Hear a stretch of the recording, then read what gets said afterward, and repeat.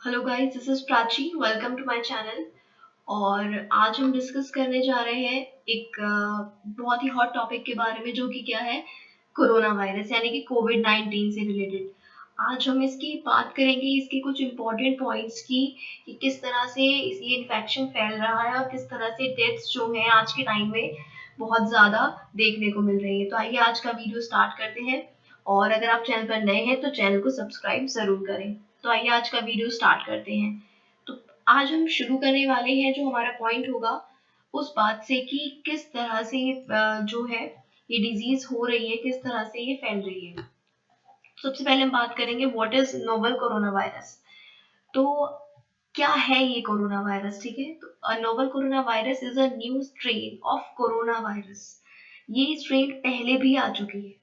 तो इसको कोविड 19 इसलिए कहा जा रहा है क्योंकि एक नई वेव है, न्यू स्ट्रेन है, ठीक है। So the disease caused by the novel coronavirus, first identified in Wuhan, China, has been named coronavirus disease 2019, जिसको क्या कहा गया, कोविड 19। CO से इसको डिनोट किया गया, और CO स्टैंड्स फॉर कोरोना, ठीक है।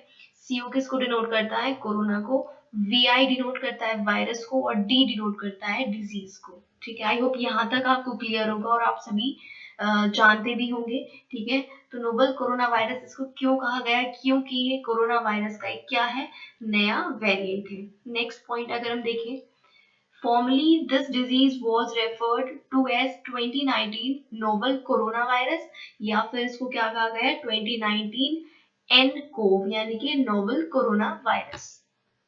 नेक्स्ट पॉइंट अगर हम बात करें, तो the covid 19 virus is a new virus linked to the same family of viruses as severe acute respiratory syndrome and some types of common cold।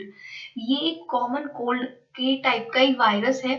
जो SARS virus आया था, जिसको सीवियर एक्यूट रेस्पिरेटरी सिंड्रोम कहा जाता है, उसी का ये क्या है, एक नया वायरस है, ठीक है। ये उसी का क्या है, एक नया वायरस है। अब हम बात करते हैं, how does the covid 19 virus spread. ये कैसे स्प्रेड होता है, ये एक दूसरे से कैसे ट्रांसमिट होता है एक दूसरे में। तो the virus is transmitted through direct contact with respiratory droplets of an infected person, generally through coughing and sneezing.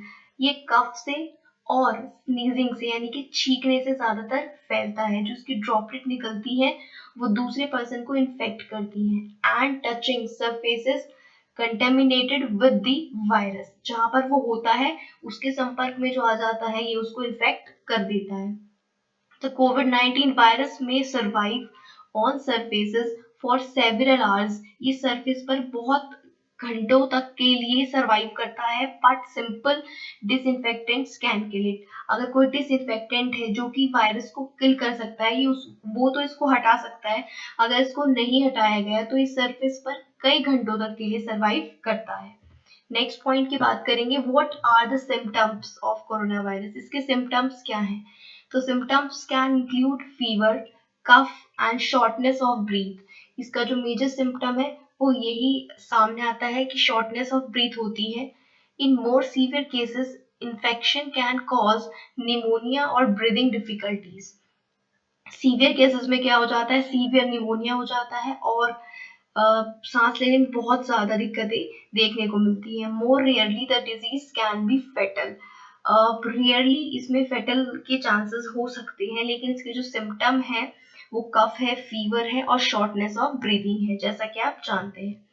These symptoms are similar to the flu, influenza और the common cold। जो common cold होता है उसी से related इसके symptoms हैं, which are a lot more common than COVID-19, जो कि बहुत common ही symptom है। This is why testing is required to confirm if someone has COVID-19। इसलिए इसकी टेस्टिंग जरूरी है, जिससे पता चले कि COVID-19 है या फिर नॉर्मल जो फ्लू है वो है।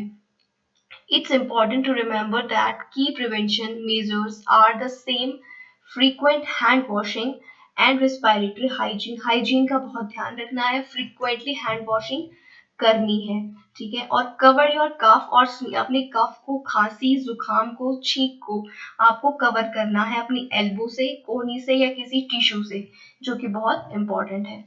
सो इक्वेशन अराइज होता है बहुत ज्यादा, why so many deaths due to कोविड-19 इन सेकेंड वेव। ये जो सेकेंड वेव कोविड की आई है, सेकेंड वेव, इसमें इतनी डेथ्स क्यों हो रही हैं, थोड़ा इस पर हम बात करते हैं।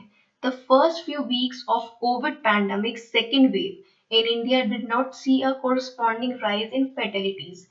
शुरू के हफ्तों में हमने क्या देखा कि ज्यादा डेथ्स नहीं सामने आई सेकेंड वेव में भी, but that has changed in the last 4 weeks. बाद में क्या होने लगा, एकदम से चेंज होने लगा, बहुत सी डेथ सामने आने लगी। Since 8 March Covid related deaths have Ryzen at the same pace as the spike in infections। जैसे जैसे इन्फेक्शन बढ़ता गया, नंबर ऑफ इन्फेक्शन पीपल जो बढ़ते गए, वैसे वैसे नंबर ऑफ डेथ्स भी इंक्रीज होती गई, with the 7-day average of daily cases and fertilities both surging by nearly 345% during this period.